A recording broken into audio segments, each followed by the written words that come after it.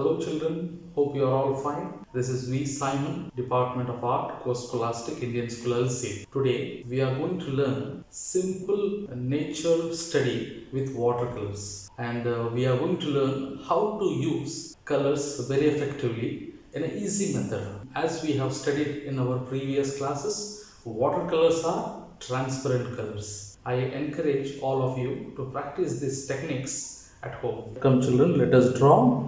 Very simple nature study.